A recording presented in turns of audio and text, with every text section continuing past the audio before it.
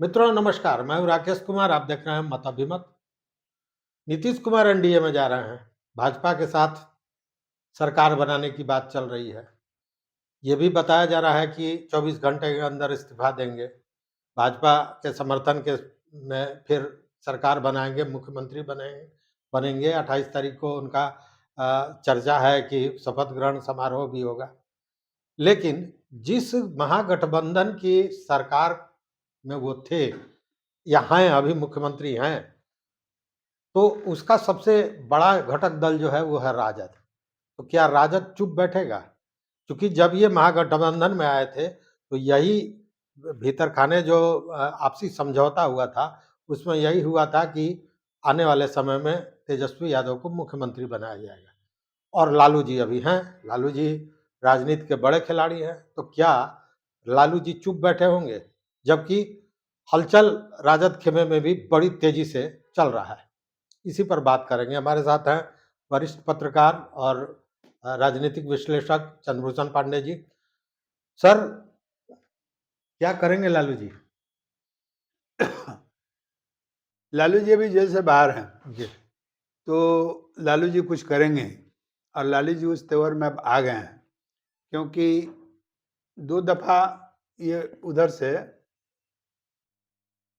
सरकार बना करके राजद के साथ चला करके यहाँ पर भाजपा के साथ भाग आए थे और वो कुछ नहीं कर पाए थे। इसलिए कि उस समय लालू जी जेल में थे, उनकी तबीयत खराब थी। अब स्वस्थ भी हैं और जमानत पर बाहर भी हैं। तो लालू जी ने मोर्चा संभाल लिया है। तो और उनके सभी नेताओं को उन्होंने अपने नेताओं को बुलाया है, उनसे बात कर रहे हैं और अपना सोच विचार कर रहे हैं। तो लालू यादव जी अब इस तेवर में हैं कि ये बार-बार ऐसा करते जा रहे हैं और अपनी बार लालू जी स्वस्थ होने के बाद में वो अपने नज़र के सामने अपने जीवन काल में ही अपने बेटे को मुख्यमंत्री के रूप में देखना चाहते हैं। और नीतीश कुमार ने पब्लिकली एश्योर कर दिया था कि अब इनको 2024 में यही इन्हीं के नेतृत्व में चुनाव लड़ा चुनाव जाएगा होगा। और हम लोग तो अब माने जाने वाले हैं, हम लोगों का तो सेवा से निवृत्त हो रहे हैं। तो इससे उस राजद में खुशी थी कि तेजस्वी जी इधर जो काम कर रहे थे तो कह रहे थे नहीं नहीं, हमको मुख्यमंत्री बनने की कोई चाहत नहीं है। हम नीतीश कुमार जी के साथ है, अपने चाचा जी के साथ जो है सो ट्रेनिंग ले रहे हैं, सीख रहे हैं। ये सब बातें प्रेम से चल रहा था, लेकिन अब तो करता है एक दूसरे से संघर्ष है।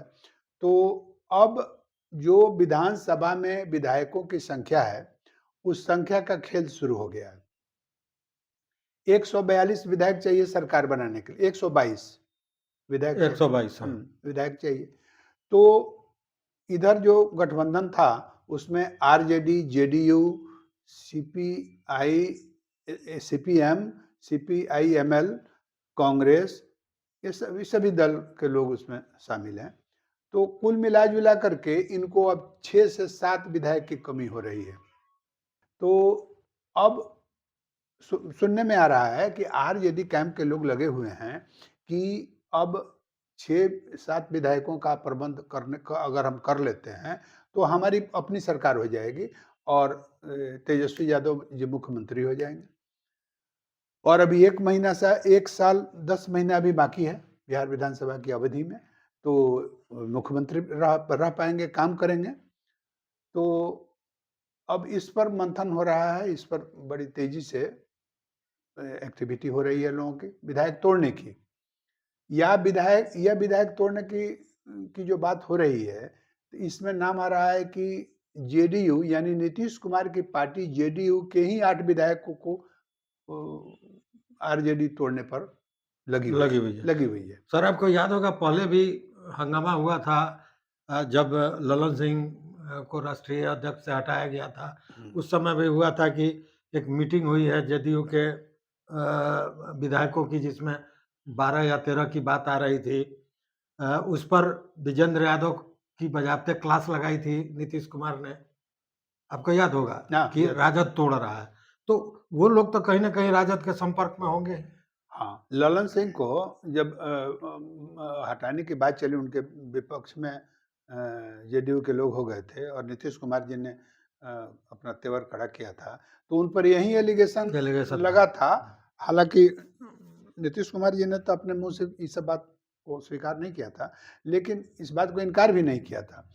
तो यही था कि लालू जी से ललन सिंह मिल गए हुए हैं और ललन सिंह इधर से 14 विधायक तोड़ करके आरजेडी की सरकार बनवाना चाहते हैं और उसके लिए लालू जी ने ललन सिंह को एश्योर किया है कि उनको डिप्टी चीफ मिनिस्टर बना देंगे, ललन सिंह को। तो यही बात थी। तो इसका मतलब है कि देखिए बिहार में जेडीयू के भी ज्यादा विधायक जो हैं बार बार भाजपा से सटना, बार बार आरजेडी से सटने के खिलाफ है, समझे ना। और उन लोगों को सूट नहीं करता है, कुछ लोगों को भाजपा सूट नहीं करता है, कुछ लोगों को आरजेडी सूट नहीं करता है। और सूट करने का जहां तक सवाल है वो कॉन्स्टिट्यूएंसी के वोटर के जाति पर डिपेंड करता है, तो वो लोग नहीं चाहते हैं ऐसा। तो हो सकता है कि जेडीयू के एमएलए को जो जो पहले से बात चल रही थी, जो पहले से कॉन्ट्रैक्ट में होंगे, हो सकता है वो टूट के चले जाएं। अगर टूट के चले जाते हैं तो आरजेडी की सरकार बन जाएगी। अच्छा, दूसरी बात एक और है सर, जदयू के कुछ ऐसे विधायक हैं जो एमपी का चुनाव लड़ना चाहते हैं और जदयू से उनको टिकट नहीं देने मिलेगा। नहीं जा रहे हैं, ना। तो वैसे लोग भी चाहेंगे कि हम राजद के साथ चले आए और राजद उनको टिकट दे दे, हाँ, तो वैसे लोग भी आ सकते हैं। आ सकते हैं। एक और बात आई है सामने कि जब ये जा रहे हैं एनडीए के साथ मिलने, भाजपा के साथ मिलने नीतीश कुमार, और नीतीश कुमार ने बड़ी बेइज्जती की थी जीतन राम मांझी की, आपको याद होगा, तुम तड़ाका सब कह दिया था उनको, और वो अभी एनडीए के घटक दल में है। तो एक तरफ उनको भी कहीं ना कहीं साधने की कोशिश राजद कर रहा है। हाँ, ये भी बात सामने हाँ, आ रही है। हाँ, कर रहा है। कल खबर मिली थी कि केंद्र के जो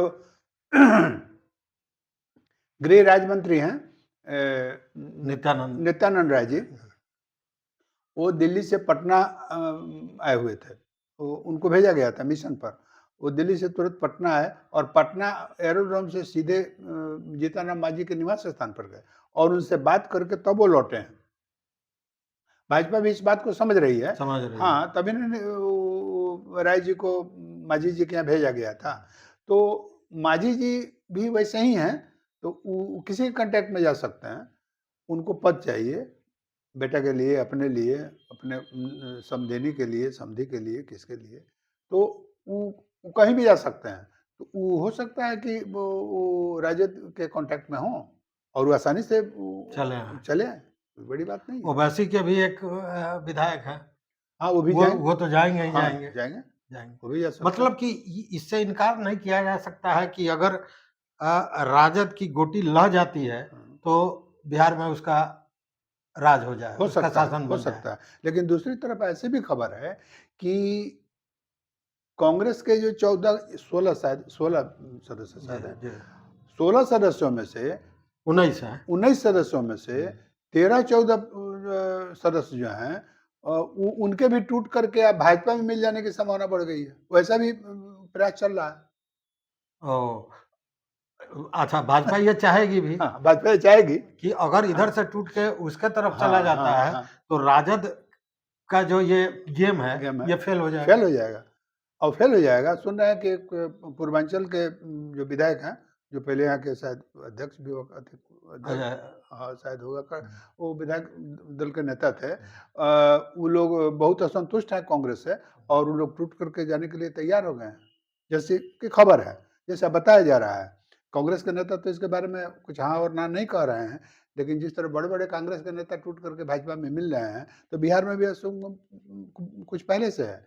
तो ऐसा ना हो कि इधर से अगर ये जेडीयू के 6-7 को तोड़ लेते हैं तो उधर से 14 तोड़ करके उसे बंडल कर देगा इनको। मतलब कि अभी तोड़ फोड़ की राजनीति पर ये डिपेंड करता है कि राजद का क्या होगा, नहीं होगा। अब थैले का महत्व होगा, थैले का महत्व होगा। जिस थैले से बिहार चल रहा है, तो यहाँ तो ग्राम पंचायत से लेकर के या पार्लियामेंट तक थैले का व्यवसाय चल रहा है।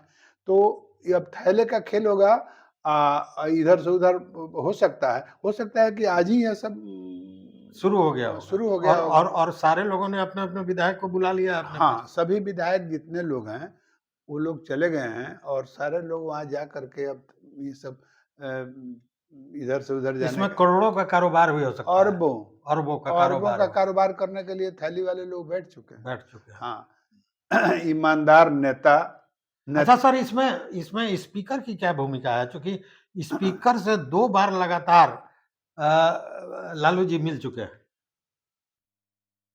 स्पीकर की बड़ी महती भूमिका है। जब सरकार ये संख्या के आंकड़े में उलझती है, तो स्पीकर का महत्व बहुत बड़ा हो जाता है। विधान सभा के अंदर स्पीकर को वो सभी अधिकार प्राप्त वो तो महाराष्ट्र में हम लोग देखे हैं। तो वो जुडिशरी वो भी उन्हीं के हाथ में है। तो इसलिए स्पीकर जो कुछ चाहता है वही होता है, और स्पीकर में अगर नैतिकता होती है तो वह कानून के भरोसे चलता है, कानून के साथ चलता है। स्पीकर अगर बेईमान होता है तो उसी तरह भ्रष्ट आचरण करके और कानून को ताक पर रख करके जो चाहता है वह करता है, और न्यायालय कुछ नहीं करती है। जनतंत्र का यही मतलब है। तो अभी तक तो यही देखा जा रहा है। तो एग्जाम्पल दिया जाए तो दिन भर कहते रह जाएगा। तो स्पीकर बहुत महत्वपूर्ण पद है, और इसीलिए स्पीकर को बुला करके उन्होंने पूछ लिया होगा। जैसे मान लीजिए कि आप जेडीयू के 7 आदमी को ट्रांसफर कराना चाहते हैं, वो लोग ज्वाइन करना चाहते हैं, तो जो ज्वाइन करेंगे उनकी सदस्यता चली जाएगी।